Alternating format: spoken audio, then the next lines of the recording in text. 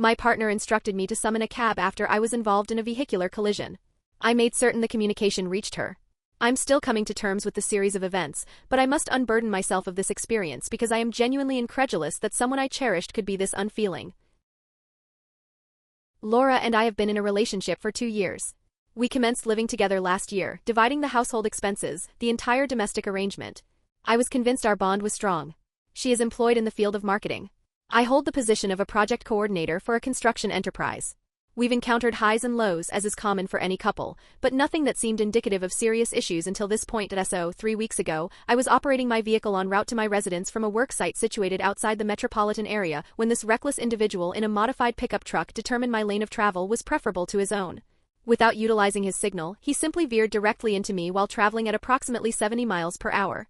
I managed to prevent a complete side impact crash, but my automobile sustained substantial damage on the driver's side. It caused me to spin across 2 lanes before I re-established control and maneuvered to the shoulder. No bones were fractured, but my left shoulder was throbbing painfully. I had superficial lacerations from glass on my face and hands, and I could detect the metallic taste of blood where I had involuntarily bitten my tongue. The law enforcement officer who responded to the scene, Officer Miller, this detail becomes significant later, was surprisingly amiable. It transpired he was raised in my immediate vicinity. He attended school alongside my elder brother. What a small world. He ensured I was examined by the emergency medical technicians (EMT). He assisted me in managing the tow service, all the necessary arrangements. My car was deemed a total loss. I was sufficiently bruised and shaken that I should not attempt to drive, even if I possessed a vehicle, and I was 90 miles away from my home. Miller informed me I required someone to come collect me. Consequently, I contacted Laura. She did not answer. I sent her a text message. "Hello, darling, I've been involved in a crash on I-75. I'm relatively unharmed, but my car is destroyed, and I require you to come transport me. Could you please come pick me up?" 20 minutes subsequently, I received this response. "Oh my goodness, are you alright? I'm having a midday meal with Jacob presently. Can't you simply hail a ride-sharing service or something? We haven't seen each other in ages and have already placed our order. Inform me when you reach home safely." I gazed intently at that brief note for a full 5 minutes. Miller was observing me, awaiting an answer regarding who would be arriving for me. The EMT was inquiring if I needed to be transported to the hospital. My face was still oozing blood from the glass fragments. And my partner of 2 years was communicating she could not disrupt her luncheon engagement with her male companion to retrieve her wounded boyfriend. For added perspective, Jacob is this individual she was acquainted with from university. They have always maintained a strictly platonic connection. He resides on the opposite side of the metropolis. They share a meal perhaps once a month, no big deal. And truthfully, I never felt any apprehension about it. But the reality that her midday meal with this fellow was more paramount than me being literally caught up in a wreck, that struck a deeper chord. I presented the text to Miller. It wasn't intentional, but he was still standing by and I couldn't bring myself to articulate a response. He perused it and his countenance altered. "Seriously?" he inquired. I simply nodded. That's when a realization struck me. I wasn't infuriated yet. That emotion surfaced later. I was merely detached, as if an inner mechanism had suddenly quieted and became analytical. I understood I was viewing Laura's authentic priorities with absolute clarity, perhaps for the first occasion. And I resolved that if she wished to prioritize her lunch with Jacob, then she ought to comprehend precisely what she was choosing over me. I posed a question to Miller. Say, in circumstances such as this, is it ever necessary to formally notify next of kin or family members? Like if someone has been involved in an accident? He grasped my intention immediately. "Well," he stated, "technically, we occasionally are required to make an official notification to the next of kin, particularly if injuries are involved. It's standard operating procedure in certain scenarios. Would that necessitate traveling to their location if the notification is required?" "Yes. We aim to ensure critical details are conveyed appropriately." I provided Miller with Laura's contact number and disclosed the location where she was dining. I told him I was designating her as my emergency point of contact and I required her to be formally informed about the collision. He offered a slight smile, not malicious, but as if he understood perfectly the situation unfolding. The most favorable part was that Laura had uploaded a social media story from the eatery no more than 10 minutes prior to sending me her text. It was a high-end establishment downtown called Meridian Bistro. She identified Jacob in the post and everything. It simplified the process of locating them immensely. Miller instructed me to remain there. He anticipated returning in about an hour. I spent that interval having my cuts meticulously cleansed, completing necessary documentation, and reflecting upon our 2-year relationship from an entirely new perspective. The EMT ultimately drove me to a nearby coffee shop to wait, which was a thoughtful gesture on his part. Approximately 1 hour and 15 minutes thereafter, Miller returned, appearing satisfied. "The required notification has been executed," he announced. "Your girlfriend should be arriving shortly." Laura appeared 45 minutes later, and I could perceive she had been weeping. Her complexion was mottled, her cosmetics were smudged, and she looked as though she had hastily put on her attire. Jacob was not accompanying her. She rushed towards me and immediately began with, "Daniel. Oh my deity, I am terribly sorry." I failed to comprehend the severity of the situation. But I could discern the truth in her gaze. She was in a state of panic, but not concerning my injuries. She was agitated about what had just transpired with her. I uttered very little during the drive back to the apartment, merely a brief expression of gratitude for her arrival and simple directions. She persisted in attempting to justify her actions, but I wasn't truly absorbing her words. I was contemplating how she had reacted to my initial text message versus how she had responded to Miller's unexpected appearance at her lunch. It's amusing how priorities can undergo a rapid alteration when consequences are introduced. When we reached our dwelling, she made an exaggerated display of attending to me. She wanted to sterilize my cuts, prepare a meal for me, continually asking if I required anything, but it felt insincere, as if she was putting on a performance of a devoted partner because she was frightened, not because she genuinely cared. I stated I needed solitude to recuperate and proceeded to our bedroom. She followed me, insisting on discussing the matter further, but I simply secured the door and took a shower. Standing beneath the cascading hot water, washing minute shards of glass from my hair, I recognized a fundamental shift had occurred. I no longer possessed faith in her. More significantly, I no longer held any respect for her. The subsequent morning, Laura was awake before me, preparing breakfast, still fully engaged in damage control efforts. I consumed the meal and informed her I intended to reside at my brother's place for a few days to fully recover. She was not pleased with this decision, demanding to know the reasoning, but I kept my explanation concise. I require personal space to evaluate the situation. I've been staying at my brother's residence since then. Laura has been incessantly sending text messages, desiring a conversation, wanting to offer explanations, wishing to mend the relationship, but I do not believe there is anything left to salvage. She revealed her true nature when it truly mattered. Everything else is merely distraction. Update 1, the full story. Numerous individuals desired precise details of what transpired at the eatery when Miller executed the official notification to Laura. I shared some beers with him yesterday. The gentleman has become a friend throughout this ordeal, and he recounted the entire narrative. It's even more remarkable than I had initially conceived. So Miller arrived at Meridian Bistro around 2:30 p.m. This establishment is situated downtown. It's a fairly sophisticated luncheon spot, patronized by many business professionals. Miller entered wearing his complete official uniform. And you are aware how that instantly alters the atmosphere of a room. He requested Laura by her name from the hostess, displayed his badge, and stated he needed to convey vital information pertaining to a traffic incident. The hostess contacted the manager, who escorted Miller over to Laura and Jacob's table. They were seated in what Miller termed the prime location, a large window table, in the heart of the dining area, where they were visible to everyone. Miller stated Laura's facial expression transformed from bewilderment to sheer dread in approximately 2 seconds. He introduced himself, asked her to confirm her identity as Laura Blake, and then uttered in his formal law enforcement tone, "Ma'am, I am obligated to inform you that Daniel Foster has been involved in a motor vehicle accident on Interstate 75. He sustained injuries and is currently awaiting transportation by his designated emergency contact." The entire restaurant fell silent. You understand the effect when a police officer begins speaking to someone in a crowded venue. Patrons cease their dining and begin to eavesdrop. Laura immediately began inquiring if I was in good health, how severe were the injuries, and so forth. But Miller said what truly caught his attention was her first query subsequent to the basic ones. "Wait, why are you here? How did you manage to locate me?"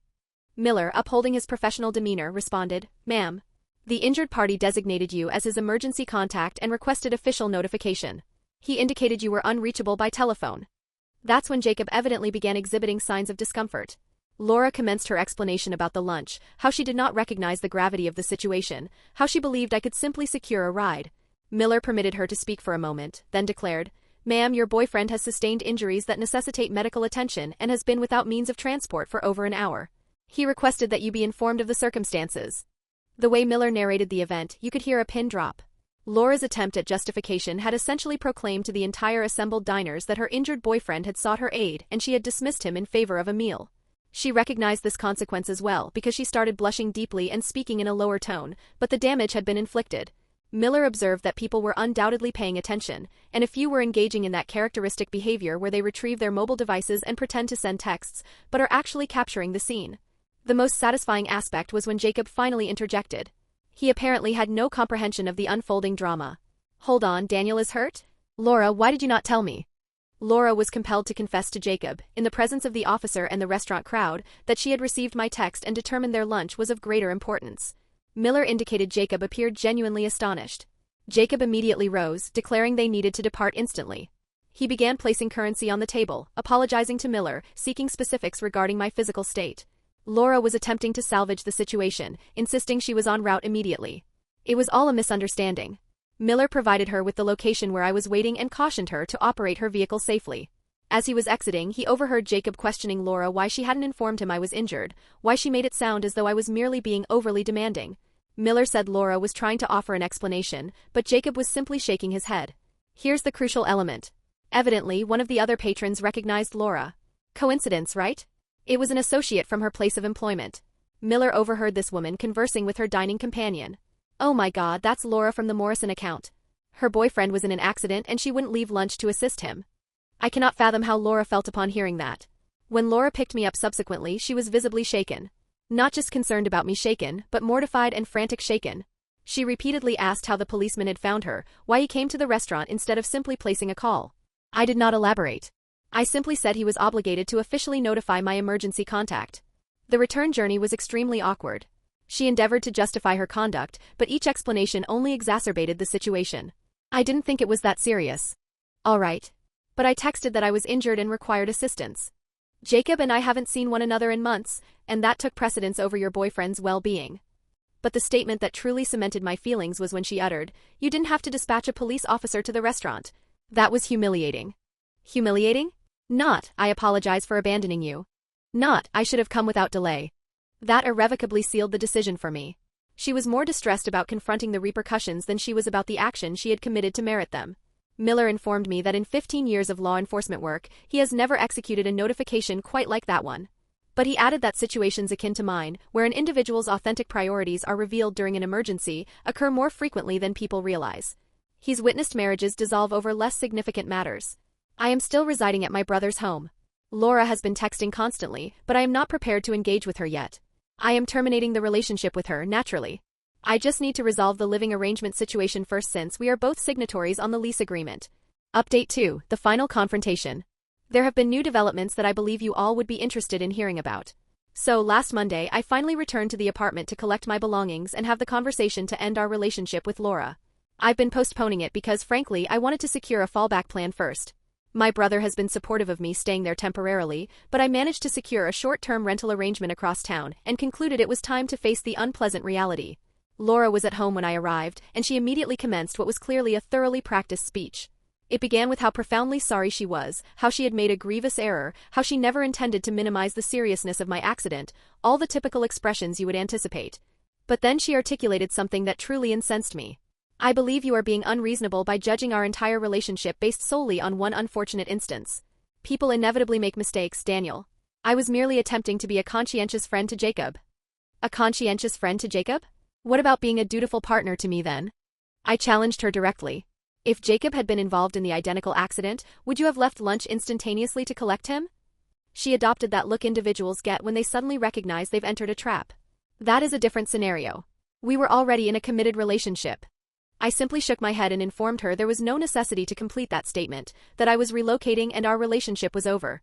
She began to weep, requested I attend couples therapy with her, vowed she would never repeat such an action. But how does one promise not to reveal their fundamental priorities? She already demonstrated what holds importance for her when faced with a crisis. The logistical matters have been surprisingly straightforward to resolve. We are both financially responsible for the lease until December, but she possesses the means to afford it alone and desires to retain the dwelling. Most of the furnishings were hers anyway. I'm retrieving my office desk, my tools, my books, and departing the premises. While I was packing my possessions, Laura persisted in attempting various strategies to persuade me to reconsider. She started with expressions of remorse, shifted to making commitments, then attempted negotiation. What if I eliminate Jacob's contact information? And finally devolved into anger. You know what, Daniel? You are overreacting to this. It was just one afternoon. I offered my apology. You executed your petty revenge with the police officer stunt, and now you are discarding 2 years of commitment over nothing. Nothing? My accident was inconsequential to her. Then she declared, and do not assume you are superior to me. Fine, perhaps I made an error, but you deliberately orchestrated my public humiliation. That was cruel. I almost laughed aloud. She was still primarily concerned with the embarrassment rather than the reason for her deserving it. I did not set you up, Laura. I merely ensured you received the communication that your boyfriend was in an accident and required assistance. The humiliation was solely a result of your own actions. She had no retort for that assertion. While I was loading my transport truck, my neighbor, Mrs. Lawrence, emerged to offer assistance with carrying boxes. She is a kind, elderly woman who has lived in the building indefinitely, aware of everyone's affairs. She inquired if everything was acceptable, so I provided her with the essential account. Mrs. Lawrence simply shook her head. Then she informed me that Laura had been hosting visitors for emotional support all week, and the noise level was increasing. Apparently, Jacob visited on 2 separate occasions, which I found noteworthy. Mrs. Lawrence mentioned Laura seemed to be relaying her version of events to anyone who would listen about how unjustly I was treating her. That sparked an idea in my mind. I asked Mrs. Lawrence since I recalled Miller mentioning someone from her workplace was at the restaurant. I subsequently made some discreet inquiries, and certain enough information had circulated throughout the office regarding the events at Meridian Bistro. Evidently, it had become quite the subject of conversation, and not exactly favorably for Laura. The final undeniable confirmation arrived when I was placing the last container into the truck. Laura descended to make one last desperate plea, and she uttered a sentence that illuminated everything for me. "Daniel, I recognize I made a misjudgment, but you must appreciate that Jacob has been enduring a difficult period recently. He genuinely required that lunch. I was attempting to be present for a friend who was in need." "And what about your boyfriend who was in need of your presence?" "That's different. I knew you would manage. You are resilient. You can handle situations. Jacob is more susceptible right now." So there it was. In Laura's estimation, my emergency was of lesser importance because she presumed I would resolve it independently.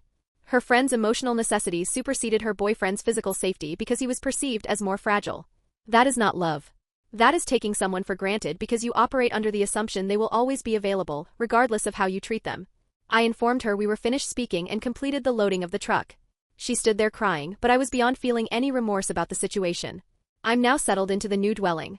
It's compact, but it's my own space, and I do not have to question if the individual I share my life with will actually appear when I require assistance. Laura has been texting sporadically, primarily variations of "I miss you" and "please let me rectify this." I have not replied. There is nothing further to communicate. Officer Miller checked in on me yesterday. He wanted to ensure I was coping adequately. It turns out he's observed this type of occurrence previously. He commented that the fortunate individuals are the ones who discover this information before they marry or have children. I believe his assessment is accurate. It is preferable to learn this lesson now than during some future crisis when the stakes are significantly elevated. Final update, the desperation. I had not intended to post again, but something transpired yesterday that I believe you all need to be informed of. It perfectly encapsulates why this dissolution of our relationship was the correct action. I've been maintaining zero contact with Laura for nearly a week now. No responses to her messages. I blocked her access on all social media platforms, the full extent of non-communication. I assumed she would eventually comprehend the message and move forward. I was mistaken. Yesterday, around 6 p.m., I'm at my new apartment preparing my evening meal when a rap echoes on my door. I glance through the security peephole and see Laura standing there with a bouquet of flowers and what appears to be a carrier bag filled with items. I did not grant her entry. I reasoned if I ignored her, she would eventually depart. She knocked a second time, then commenced speaking through the door. "Daniel, I am aware you are inside. Your truck is visible in the parking area. Please just permit me to offer an explanation." I remained silent. Then she said, "I brought your preferred Chinese cuisine from Golden Dragon and some beer. Could we please just converse for 5 minutes? When I failed to respond to that, she escalated her tactics. "Daniel, I spoke with Jacob about everything. He feels terrible regarding what occurred. He acknowledged he had no knowledge I was choosing lunch over your emergency. He believes I acted foolishly for not abandoning everything to assist you." Still no reaction from me. That's when she deployed what she clearly considered her ultimate maneuver. "Daniel, I am expecting a child." I nearly opened the door just to inquire what on earth she was claiming, but something compelled me to hesitate. So instead, I retrieved my phone and texted my brother, who lives 10 minutes away. "Laura is at my door alleging she is pregnant. Can you come over?" He replied instantly. "En route. Do not open the door." Laura continued her monologue for another 20 minutes. The story of the pregnancy became more intricate. She had just found out she was fearful. She required my presence. We could overcome our differences for the sake of the child. She was weeping, pleading, asserting she had made the most colossal error of her existence. When my brother arrived, he ascended the rear staircase. My apartment possesses 2 entrances, and I allowed him in quietly. We listened to Laura's address through the door, and my brother initiated a recording on his phone. After approximately 40 minutes total, Laura finally relinquished her efforts. We heard her place the flowers and food next to the entrance and drive away. Frankly, I do not believe Laura is actually pregnant. If she were, she would have utilized that information weeks ago when she was striving to preserve the relationship. She would not have preserved it for a last-ditch doorstep entreaty after no contact was established. I opted to disregard the entire episode and observe what transpired next. This morning, I received a text message from my acquaintance Jake, who works in the IT department at Laura's company. Dude, Laura is informing people at work she is expecting your baby and you abandoned her after a disagreement. Thought you should be aware. A predictable maneuver. Fabricate a scenario where she is the injured party and I am the irresponsible scoundrel who shirked his obligations. I captured a screenshot of Jake's text and transmitted it to Miller, seeking counsel on how to proceed with this. He returned my call within the hour. Daniel, this now constitutes harassment. She is making unfounded assertions that could potentially harm your professional reputation and standing in your community. Do you wish to terminate this immediately? Miller proposed I meticulously document all occurrences, preserve the text messages, obtain a sworn statement from my brother concerning the incident at the door, maintain records of her attempts to contact me. If she persists in escalating, I might need to secure a protective order. But he also offered a simpler recommendation.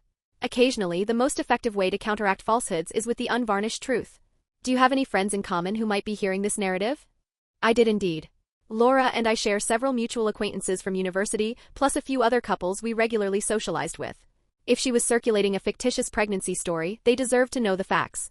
So I sent a group text message to approximately 8 individuals we both know. Hello everyone, just a heads up that Laura and I concluded our relationship 2 weeks ago after she elected not to assist me when I was injured in a car accident. She is now alleging to be pregnant and telling people I abandoned her. I simply wanted you to hear the genuine account from me. I hope you are all doing well. Then I attached all the evidence I had compiled. Within an hour, I received replies from 6 of the 8 individuals.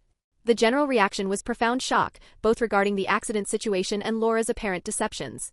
2 of them mentioned Laura had already reached out to them concerning the alleged pregnancy, soliciting advice on how to cope with my abandonment. Apparently, Laura had told them we broke up because I was being unreasonable about her maintaining male friendships. She never alluded to the fact that I was injured. Considering everyone's reaction to my message, Laura's false narrative would likely backfire on her soon.